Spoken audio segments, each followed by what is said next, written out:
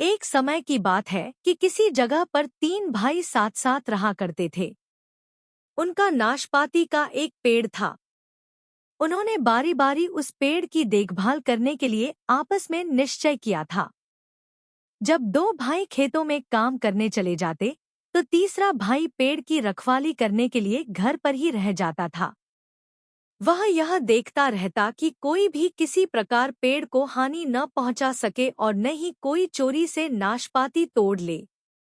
एक बार उन तीनों भाइयों की परीक्षा लेने के लिए स्वर्ग से एक दूत आया। भिखारी के रूप में वह नाशपाती के पेड़ के निकट गया। उस दिन सबसे बड़ा भाई पेड़ की रखवाली कर रहा था।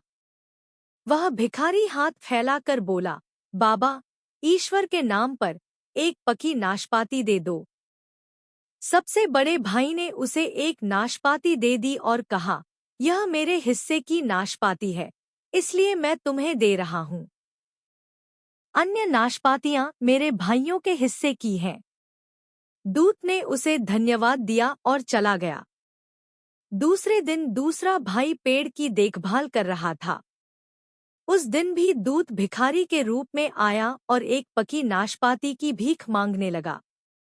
दूसरे भाई ने कहा, यह लो, यह नाशपाती मेरे हिस्से की है, परंतु मैं और नहीं दे सकता क्योंकि ये मेरे भाइयों के हिस्से की है। दूत दूसरे भाई को भी धन्यवाद देकर चला गया। तीसरे दिन जब दूत सबसे छोटे भाई के पास आया तो उसने भी अपने बड़े भाइयों की भांति उत्तर दिया। अगले दिन प्रातः काल दूत साधु के रूप में उन तीनों भाइयों के घर गया। उस समय तक वे सभी घर पर मौजूद थे। साधु ने कहा, बच्चों, मेरे साथ आओ। नाशपाती के पेड़ की रखवाली करने की अपेक्षा मैं तुम्हें अच्छा काम दूंगा। तीनों भाई उसके साथ हो लिए। चलते चलते वे दूर एक बड़ी गहरी नदी के किनारे पहुंचे। साधु ने सबसे बड़े भाई से पूछा, बेटे, मांग, क्या मांगता है? सबसे बड़े भाई ने कहा, कितना अच्छा होता यदि इस नदी का जल मदिरा में बदल जाए और उसका मालिक मैं बन जाऊं। साधु ने अपनी छड़ी घुमाई और सारी नदी मदिरा की हो गई। लोग बड़े बड़े पीपों में मदिरा भर भर कर ले जाने लगे। कुछ देर में ही ऐसा मालूम पड़ने लगा मानो एक बड़ा व्यवसाय हो रहा हो। लोग अपने काम में व्यस्त इधर उधर भाग रहे थे और सबसे बड़े भाई को सम्मानपूर्वक मालिक मालिक कहकर संबोधित कर रहे थे। दूत जो साधु के वेश में था बोला, तुम्हारी इच्छा पूरी हो गई, तुम धनवान हो गए, परंतु गरीबों को मत भूल जाना, उनका ध्यान रखना। सबसे बड़े भाई को मदिरा के व्यवसाय में लगाकर साधु दोनों भाइयों के साथ आगे बढ़ चला। वे एक ऐसे बड़े मैदान में पहुंचे जहां कि बहुत से कबूतर दाना चुग रहे थे। दूत ने दूसरे भाई से कहा, मांगो, तुम क्या मांगते हो? दूसरे भाई ने उत्तर दिया, यदि ये कबूतर बदलकर भेड़ हो जाएं और मैं इनका मालिक बन जाऊं तो इससे सुंदर और क्या होगा। दूत ने पहले की भांति अपनी छड़ी घुमाकर फिर से पहले जैसी रेखाएं बना दी। सहसा पूरा मैदान भेड़ों से भर गया। घर और दालान बन गए। स्त्रियां भेड़ों को धोने लगी और पनीर बनाने लगी। कुछ लोग बाजार में बेचने के लिए मांस तैयार करने लगे और कुछ उनकी सफाई में लगे हुए थे। वे सभी अपने अपने कार्य में व्यस्त थे और दूसरे भाई को उन्होंने अपना मालिक समझ लिया था। दूत ने कहा, अब तुम्हारी इच्छा पूरी हो गई, तुम सुखी और संपन्न बन गए हो, परंतु निर्धनों का ख्याल रखना। तब दूत और सबसे छोटा भाई वहां से चल दिए। कुछ दूर जाने के पश्चात दूत ने कहा, बेटे, तुम भी कुछ मांग लो। सबसे छोटे भाई ने चुपके से कहा, मुझे केवल एक ही चीज चाहिए और वह है एक धर्मपरायण स्त्री। दूत ने कहा, बेटे, तुमने बड़ी कठिन चीज मांगी। संसार भर में केवल 3 धर्मपरायण स्त्रियां हैं। उनमें से 2 विवाहित हैं, तीसरी राजकुमारी है जिसके साथ विवाह करने के लिए दो राजा प्रयत्न कर रहे हैं। आओ, हम लोग भी राजा के पास चलें और तुम्हारी इच्छा उनसे कहें।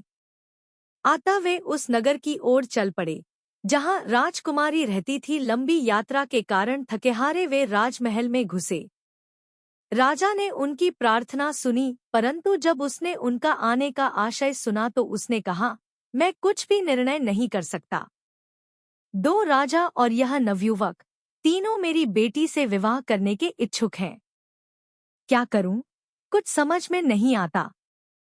दूत ने कहा, ईश्वर ही इसका फैसला करेंगे। राजा ने भी कहा, ठीक है, पर कैसे? दूत ने कहा, अंगूर की लता की 3 डालियां काट लो और उन्हें राजकुमारी को दे दो। राजकुमारी प्रत्येक डाली के ऊपर विवाह के इच्छुक एक एक प्रत्याशी का नाम लिख लिख कर तीनों डालियां आज रात बगीचे में गाड़ दे। रात भर में जिस डाली में फूल खिलकर प्रातः अंगूर के गुच्छे नजर आए, उसी के साथ राजकुमारी का विवाह कर दे। राजा ने कहा, यह बहुत अच्छा उपाय है। राजकुमारी, दोनों राजकुमार और युवक तीनों उपरोक्त उपाय पर राजी हो गए। 3 डालियों पर उनके नाम लिखकर बगीचे में गाड़ दिए गए। प्रातःकाल 2 डालियां सूख गईं। तीसरी डाली हरी भरी थी और उसमें अंगूर के गुच्छे लटक रहे थे। इस डाली पर सबसे छोटे भाई का नाम लिखा हुआ था। राजा को यह शर्त माननी पड़ी। उसे अपनी प्रतिज्ञानुसार राजकुमारी का ब्याह उस युवक से करना पड़ा। राजा ने अपनी लड़की और दामाद को आशीर्वाद दिया। 1 साल के बाद दूत पुनः पृथ्वी पर यह देखने के लिए आया कि अब वे तीनों भाई कैसे रह रहे हैं। भिखारी बनकर वह सबसे बड़े भाई के पास गया, जो अपने शराब के व्यवसाय में व्यस्त था। दूत ने कहा, बाबा, भिखारी को भी एक प्याला शराब दे दो। बड़े भाई ने चिल्लाकर कहा, बदमाश, निकल यहाँ से। यदि मैं सभी भिखारियों को शराब मुफ्त देता रहूंगा तो खुद भी शीघ्र ही भिखारी बन जाऊंगा। दूत ने अपनी छड़ी घुमाकर क्रॉस का चिन्ह बनाया। चिन्ह बनाते ही शराब की दुकान, गोदाम और काम करने वाले मजदूर सभी गायब हो गए। वहां पहले की भांति लंबी चौड़ी और गहरी नदी बहने लगी। दूत क्रोधित होकर बोला, तुम धनवान बनके गरीबों को भूल गए। आता तुम फिर से जाकर अपने नाशपाती के पेड़ की देखभाल करो। फिर दूत दूसरे भाई के पास गया, जो कि दूध तथा भेड़ों के कारोबार में लगा हुआ था। दूत ने गिड़गिड़ाकर कहा, बाबा, ईश्वर के नाम पर पनीर का एक टुकड़ा दे दो। दूसरे भाई ने कहा, अबे, भाग यहाँ से, नहीं तो कुत्तों से फड़वा दूंगा। तुम्हारे जैसे आलसियों को मैं पनीर नहीं देता। दूत ने पहले की भांति अपनी छड़ी से 2 आड़ी तिरछी लकीरें खींचकर क्रॉस का चिन्ह बनाया। सभी भेड़े, काम करने वाले मजदूर आदि सब गायब हो गए और पहले की तरह वहां मैदान हो गया, जहां पर बहुत से कबूतरों का झुंड पहले की भांति ही चुगने लगा था। दूत क्रोधित होकर बोला, तुम निर्धनों को भूल गए हो, अतः तुम नाशपाती के पेड़ के पास जाकर पहले की भांति ही उसकी रखवाली करो। अब दूत शीघ्रता से जंगल में पहुंचा, जहां कि सबसे छोटा भाई अपनी स्त्री के साथ रहता था। वे दोनों एक झोंपड़ी में रहते थे और उन्हें रुपए पैसे की बड़ी तंगी थी। दूत, जो कि अब भी भिखारी के वेश में था, उनके निकट आकर बोला, भगवान तुम्हारा भला करे। मुझे खाने को कुछ भोजन और रात के लिए आश्रय मिलेगा? सबसे छोटे भाई ने कहा, हम लोग निर्धन हैं, परंतु आप यहाँ रहें और जो कुछ रूखा सूखा हमारे पास है उससे हम आपकी सेवा करेंगे। पति पत्नी दोनों ने दूत को आग के निकट सर्दी से बचने के लिए स्थान दिया। पत्नी ने रात का भोजन अलग अलग 3 आदमियों के लिए रखा। वे इतने गरीब थे कि उनके पास आटा तक न था। उन्होंने पेड़ों की छाल को कूटकर उसके आटे से रोटियां बनाई थी। उसकी पत्नी शर्म के मारे मरी जा रही थी। उसने कहा, हम लोग बहुत ही लज्जित हैं। आपको खिलाने के लिए हमारे पास आटे की रोटियां तक भी नहीं है। दूत हंसता हुआ बोला, चिंता न करो। छोटे भाई की पत्नी जब भोजन लेने के लिए रसोई में गई तो देखा कि रोटियां गेहूं के आटे की हो गई हैं। उसके आश्चर्य की सीमा न रही। वह बोली, भगवान तेरी माया विचित्र है। खुशी के मारे उसकी आंखों में आंसू छलछला आए। वह निकट के झरने से एक घड़ा जल ले आई। जब वह प्यालों में जल उड़लने लगी तो पानी मधुर मदिरा में बदल चुका था।